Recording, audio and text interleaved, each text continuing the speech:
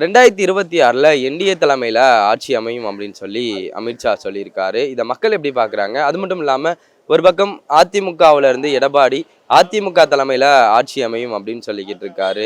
இதை மக்கள் எப்படி பார்க்குறாங்க அப்படின்னு சொல்லி மக்கள்கிட்ட கேட்டு தெரிஞ்சுக்கோம் வாங்க. எங்க எந்த மாநில தமிழ்நாட்டில் அப்படி ஒரு வாய்ப்பே கிடையாது. அமித்ஷா சொன்னாலும் பிரச்சனை, மோடி சொன்னாலும் நடக்காது. தமிழ்நாட்டில் முத்துவேல் கருணாநிதி ஸ்டாலின் தான் திரும்பவும் ஆட்சிக்கு வருவார்.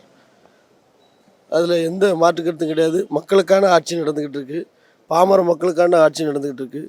அதில் எந்த ஒரு ஐயப்பாடும் கிடையாது. 100% 200 தொகுதிக்கு மேலே திமுக கூட்டணி வெற்றி பெறும். அவர் இந்தியாவில் சொல்கிறாரு, தமிழ்நாட்டினுடைய கல நிலவரம் வேறு மாதிரி தான் இருக்கிறது. தமிழ்நாட்டு அதான் அவர் இந்தியா அங்கே டெல்லியிலிருந்து சொல்லக்கூடாது, தமிழ்நாட்டிலிருந்து சொல்லணும். தமிழ்நாட்டுடைய கல நிலவரம் அதற்கானதாக சரியானதாக இல்லை. இப்போ ஆளுகின்ற ஆட்சியை தொடர்வதற்கான சாத்தியக்கூறுகளையும் இப்பொழுது தமிழ்நாடு அரசு உறுதியளிக்கப்பட்ட ஓய்வூதிய திட்டத்தை அறிவித்து ஜெக்டோச்சியோ உடைய போராட்டத்தை என்ன செஞ்சுருக்கிறாங்க, வாபஸ் வாங்கியிருக்கிறாங்க. மக்களுக்கு தேவையான அதிக நலத்திட்டங்கள், இப்போ பள்ளி குழந்தைகளுக்கெல்லாம் காலை உணவு திட்டம், நான் முதல்வன் திட்டம், புதுமைப்பெண் திட்டம் அப்படின்ற பல்வேறு திட்டங்களை தமிழக அரசு கொடுத்துருக்குது.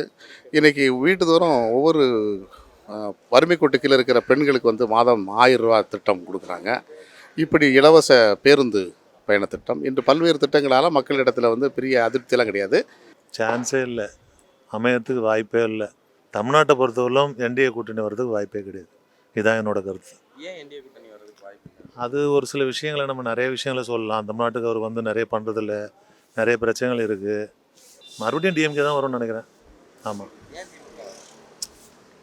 விஷயம் பிரகாரம் பார்த்தாக்கா இப்போ இருக்கிற சூழ்நிலையில் டிஎம்கே தான். ஏன்னா இவங்களுக்குள்ளே நிறைய போட்டிகள்லாம் இருக்குது. நிறைய இப்போ இவர் நம்ம டிவிகே வந்துட்டார், விஜய் வர வந்துட்டார், அதுலேயும் ஓட்டு பிரியும். ஏடிஎம்கேக்காரங்க அவங்ககிட்டையும் போயிருக்காங்க, அங்கேயும் இருக்காங்க.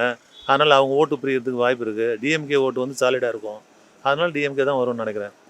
அது கண்டிப்பாக முடியாது, அவரோட எண்ணமாக இருக்கலாமே தவிர. ஆனால் தமிழ்நாட்டுக்கு செய்ய வேண்டியதை செய்யாமல் எப்படி அவர் எதிர்பார்க்குறேன் எங்களுக்கு தெரியல. அதை நான் முடியாதுன்னு நினைக்கிறேன். மத்திய அரசு என்ன செய்யணும்னா, அவங்க ஒதுக்க வேண்டிய நிதியெலாம் ஒதுக்கலாங்க. பாருங்கள், இப்போ மதுரையில் எய்ம்ஸ் மருத்துவமனை 4 வருஷம் ஆச்சு, இன்னும் முடியல. ஆனால் நார்த் இந்தியாவில் முடிச்சிட்டாங்க. இத்தனைக்கும் இது ஜப்பான்லேருந்து நிதி உதவி வாங்கி பண்ணுறது. அதனால அவருடைய பண்ணலாம், அவர் அரசியல்வாதி எல்லாமே சொல்லுவாங்க. ஆனால் மக்களோட மனநிலையை பார்த்து இருக்கணும்ல. இப்போ நாங்களாம் ஓரளவு பேப்பரை பார்த்து, டிவியை பார்த்து எல்லாம் பார்த்து இருக்கிறாங்க. அதனால் எங்களுக்கு ஓரளவு தெரியும். அதனால் என்னுடைய கொள்கை சொல்கிறேன். தமிழ்நாட்டில் உங்களுக்கு இப்போ முதலிடமாக தெரிகிறது ஒன்று விஜய் வரலாம். ஐயா ஓபிஎஸ் இருக்கிறதுனால விஜய் ஜெயிக்கிறதுக்கு வாய்ப்பு இருக்குது. வேறு அமித்ஷா சொல்கிறது யாரும் வராது. இதுதான் வாய்ப்பு. இல்லை, பாஜகவுக்கு என்ன, பாஜகவுடைய கொள்கை மக்களை பிரிவினவாதமாக இருக்கிறதுனால வராது. இல்லைன்னா இப்போது காங்கிரஸ் மாதிரியோ இல்லை ஏடிஎம்கே மாதிரியோ திமுக மாதிரியோ இருந்ததுனாக்கா பாஜகவும் வரக்கு வாய்ப்பு இருக்குது. பாஜக அது ஒரு சாரார போர், ஒரு மதவாதமாக போகிறனால இங்கே இருக்கிற மக்கள் எல்லாருமே ஒரு மதத்தை சார்ந்தவங்க இல்லை, மனிதனை சார்ந்தவங்களாக இருக்கிறாங்க. ஒரு இந்துவாக இருந்தாலும் சரி, முஸ்லீமாக இருந்தாலும் சரி, கிறிஸ்துவாக இருந்தாலும் அதெல்லாம் மனிதர்களாக பார்க்கக்கூடியவங்க. பாங்கு சத்தம் கேட்குது, அங்கே மணி சத்தம் கேட்குது, இங்கே சர்ச்சை, இது எல்லாத்தையும் ஏற்றுக்குவாங்க. அது நம்ம சகோதரனோடது, இது நம்ம சகோதரன். இப்போ ஏற்றுக்கக்கூடிய இடத்துல பிரிவினை செல்லாது. அதுதான் முக்கியம். தமிழ்நாட்டினுடைய ஆணி அஸ்திவாரம் அதுதான். அது ஒரு மாற்று மத சகோதரன் சொல்லி ஒருத்தர் கீழே இருந்தாலும் இவங்க விட்டுட்டு போக மாட்டாங்க. அதே மாதிரி அவங்க எதனா நம்ம மாற்று மத சகோதரன் அவனும் விட்டுட்டு போக மாட்டான். என்ன என்னன்னா அதுதான் ஒரு ரத்த பாசமாக போயிடுச்சு. எல்லாம் இந்துவிலேருந்து வந்தவங்க இந்த முஸ்லீம் எல்லாம். அதனால் அந்த உறவுகளை பிரிக்க முடியாது. அது அந்த மாதிரி கலந்துருச்சு. அதுதான் உண்மை. இது நம்ம கையில் இல்லை, மக்கள் வாக்களிக்கிற மக்களோட கையில் இருக்குது. மக்கள் மனநிலை எப்படி அவங்க என்ன நினைக்கிறாங்களோ அதான் நடக்கும். எது வேணாலும் வரலாம். அது மக்களோட வாக்களிக்கிற வாக்காளர்கிட்ட மனநிலையை நம்ம கணிக்க வாய்ப்பு இல்லை. எதுவும் நடக்கலாம். திட்டங்களை கொடுக்காங்க. நல்ல மக்கள் எதிர்பார்க்குற ஒரு அரசாக இருக்குது. நான் முதல்வன் திட்டலாம். நீங்கள் 12ஆம் கிளாஸ் படித்து முடிச்சு ஒரு டிகிரி அடித்து முடிச்சு அதோடு அந்த வாழ்க்கை நின்றுன்னு வச்சுங்க. இன்றைக்கி ஒவ்வொரு மாநிலத்திலும் ஒரு முன்னுதாரணமாக இருக்கக்கூடிய மாநிலம் இந்தியாவுக்கே வழிகாட்டக்கூடிய மாநிலமாக தமிழ்நாடு இருக்குது. முதல்ல அவங்க கூட்டணியே முதல்ல அது கிடையாது. அது என்ன கூட்டணி? சும்மா அவங்க பணத்தை கொள்ளையடிச்சு வச்சதுக்கு பாதுகாப்பு கண்டு இன்றைக்கி எடப்பாடி அவங்ககிட்ட போய் தஞ்சை அடைஞ்சிக்கிட்டு இருக்காரு. தமிழ்நாட்டு உரிமையை விற்று தன்மானத்தை இழந்து மோடிட்டையும் அமித்ஷாட்டையும் போய் காலில் விழுந்து கிடக்காரு. தன் சொத்தை பாதுகாக்காண்டி அவங்ககிட்ட போய் நிற்கார். ஏன் வந்து பாஜக தமிழ்நாட்டில் வராது? எதுக்காக? இது எப்படி ஜனநாயக நாடுங்க. இது பாசிசமாக பண்ணக்கூடியவர் இல்லை, சனாதனத்துக்கு இல்லை. ஜனநாயகமாக இந்து முஸ்லீம் கிறிஸ்தவர்கள் சமசீராக எல்லாரும் அமைதியாக வாழக்கூடிய நாடு. இது மக்களுக்கான அரசு. ஆனால் அந்த மக்களுக்கான அரசுன்றது திரும்பவும் வரும். திராவிட முன்னேற்றங்களும் திரும்பவும் வரும். அதனால தான் சொல்லுவோம், மக்களுக்கு எவ்வளோ செஞ்சுருக்காங்களே. சாலை வசதியாக இருக்கட்டும், மகளிர் உரிமை தொகையாக இருக்கட்டும், எண்ணற்ற திட்டங்கள். இன்றைக்கி மக்கள் பலன் பெறும் வகையில் நிறைய திட்டங்கள் கொடுத்துருக்காங்க. பாமர மக்களுக்கு பலன் பெறக்கூடிய அரசு. அவங்களுக்குள்ளே இன்னும் அது முடிவாகலை. அப்போ ஒரு முரண்பாடான கொள்கை, மேலேருந்து ஒருவர் சொல்வதும் தமிழ்நாட்டிலிருந்து ஒருவர் சொல்வதுமாக 2 விதமான கொள்கைகள் இருக்குது. ஒரு கூட்டணியை தீர்மானிக்கிற இடத்துல யார் இருக்காருன்னே சொல்ல முடியல. அப்போ யார் அதுக்கு கட்டமைக்கிறாங்கிற தலைமையே சரியாக இல்லாத போது எப்படி அவர்களால் வெற்றி பெற முடியுங்கிறது கேள்விக்குறியாக இருக்கிறது. இது பொதுமக்களுடைய பார்வையாகவும் இருக்கிறது. 2 பேரில் யாராச்சும் ஒரு ஆள் செய்யணும், ஒருவர் கீழே இயங்கணும். ஒன்று என்டிஏ கூட்டணினா பாஜக தலைமையில் இருக்கணும், இல்லைன்னா அதிமுகவுடைய தலைமையில் இருக்கணும். நாங்கள் தலைமை என்று அவர்கள் சொல்கிறார்கள், நாங்கள் தலைமை என்று அதிமுக சொல்கிறது. இப்படி 2 பேரும் இரட்டை நிலைப்பாடு இருக்கிற பொழுது அதில் ஒற்றை கருத்து வருவதே சிரமம். இதை எப்படி மக்கள் ஏற்றுக்கொள்வார்கள்? இல்லை, அது என்ன காரணம் கேட்டிங்கனாக்கா, அதிமுக சொன்னால் மற்றது யாரும் பேச மாட்டாங்க. அப்படித்தான் அதனுடைய கட்சியினுடைய பலம். இப்போ எடப்பாடியார் வந்ததுனால என்னாச்சுன்னு கேட்டிங்கனாக்கா, அந்த கட்சிக்கு பலம் கிடையாது.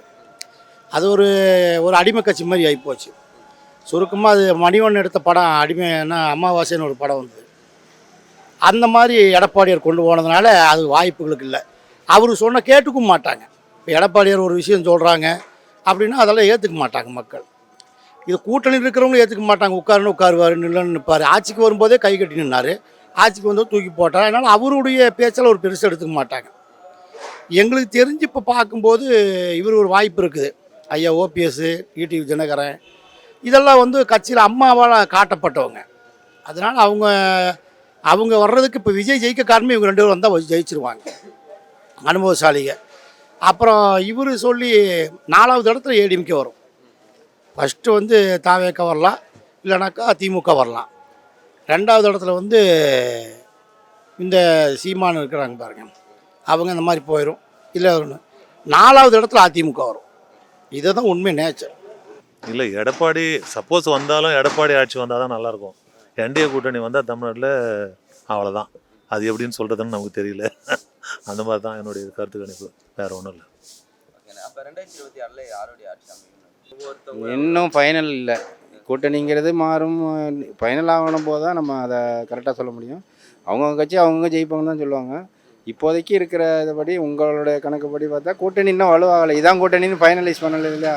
அதுவும் மக்கள் என்ன தான் கூட்டணி இருந்தாலும் மக்கள் ஒரு திங்கிங் இருக்கு இல்லையா? அவங்களுடைய இது என்னவோ அதுபடி தான் எலெக்ஷன் ரிசல்ட் இருக்கும். மக்கள் என்ன நினைக்கிறாங்கிறத யாராலையும் கணிக்க முடியாது. அவங்க வாக்களித்த பின்னாடி தான் அதனுடைய ரிசல்ட் தெரியும். இனி 26 வித்தியாசமாக இருக்குங்கிறது என்னோட கணிப்பு. அப்போ 26 யார் தான் ஆட்சி அமைப்பாங்க? அதுதான் சொல்கிறேன்ல, இப்போதைக்கு சொல்கிறதுக்கு கூட்டணியும் நம்ம எதையுமே கால்குலேட் பண்ணுறதுக்குரிய சூழ்நிலை இல்லைல்ல. எல்லாமே தனித்தனியாக இருக்குது. என்னன்றதை ஃபைனல் பண்ணி ஒரு கூட்டணி வந்த பின்னாடி வேணால் நம்ம ஒரு கெஸ்ஸாக சொல்லலாம். இப்போதைக்கு சொல்கிறதுக்கு ஒன்றும் வாய்ப்பு இல்லை. அது இல்லைங்க, பொதுவாகவே எல்லா கட்சிக்குமே ஒரு தன்னம்பிக்கை இருக்கும்ல, நாங்கள் செய்வோம், பண்ணுவோம், செய்வோம்னு. அதுன்னு சொல்லுவாங்க, அவங்க சொல்லுவாங்க. இப்போ ஏன் நான் ஒரு குழந்தை பார்த்தீங்கன்னா என் குழந்தை நல்ல குழந்தை நான் சொல்லுவேன். நான் அது இயற்கை தானே. அதை அவர் மேலே குத்தம் கிடையாது. நான் அதை அவர் சொல்லவும் முடியாது, நம்ம சொல்ல முடியாது. அது உன்னுடைய கொள்கை, அவர் கருத்து அது இருக்கலாம். அது நமக்கு தெரியாது, அது அவங்களுக்கு தான் தெரியாது. பொதுவான கருத்து, தமிழகத்து கருத்து பார்த்திங்கன்னா இதுதான். இப்போ செய்ய வேண்டியது நிறைய செஞ்சுட்டு இப்போ பரவாயில்ல. இப்போ பாருங்கள், இப்போ நிதியே பார்த்திங்கன்னா எவ்வளோ கொடுக்குறாங்க தமிழ்நாட்டுக்கு, உத்தரப்பிரதேசம் எவ்வளோ கொடுக்குறாங்க, மத்திய பிரதேசம் எவ்வளோ கொடுக்குறாங்க, அதெல்லாம் நீங்கள் பார்க்கணும்ல. நம்ம பார்க்குறோம்ல, பேப்பரை பார்க்குறோம்ல. இவ்வளோ கொடுத்தே தமிழ்நாடு எல்லாத்துலேயும் முன்னுக்கு தான் இருக்குது இல்லைங்களா? கல்வி அதுக்கே கொடுக்கலையா? அவங்க போராடி ஒவ்வொரு நம்மளோட ஒவ்வொரு சலுகையும் போராடியே வாங்க வேண்டியதாக இருக்குது நம்ம. அப்படி இருக்கப்போ அவர் எப்படி எதிர்பார்க்குறாருன்னு எனக்கு தெரியல. அதுக்கப்புறம் காலம் தான் பதில் சொன்னதுக்கு. ஓகே, அப்போ 2026 யார் தான் ஆட்சி பிடிப்பான்னு? அது மக்கள் கையில் தான் இருக்குது. இன்னும் எலெக்ஷன் வர்றதுக்கு இன்னும் 4 மாதம் இருக்குது, புரியுதுங்களா? அந்த 4 மாதத்தில் எப்படி டென்ட்டு மாறுது, யார் வரா, யார் போகிறா, 1 மாதத்துக்கு முன்னே சொல்லலாம். எல்லாமே வந்து இவங்களுக்கு வந்து எம்எல்ஏ பதவிக்கு நாமினேஷன் தாக்கல் பண்ணி அதை பண்ணி இதை பண்ணினா ஓரளவு சொல்லலாமே தவிர ஒரு வாரம் கூட மாற சான்ஸ் இருக்குது. ஆனால் தமிழ்நாடு மக்கள் கருத்து என்னென்னா வந்து எனக்கு வந்து பொதுவான கருத்து தான். அதாவது செய்ய வேண்டியதை மத்திய கவர்மெண்ட்டு ஒன்றிய கவர்மெண்ட்டு சரியாக செய்யலை தமிழ்நாட்டை பொறுத்த வரைக்கும், அதான் சொல்லுவேன்.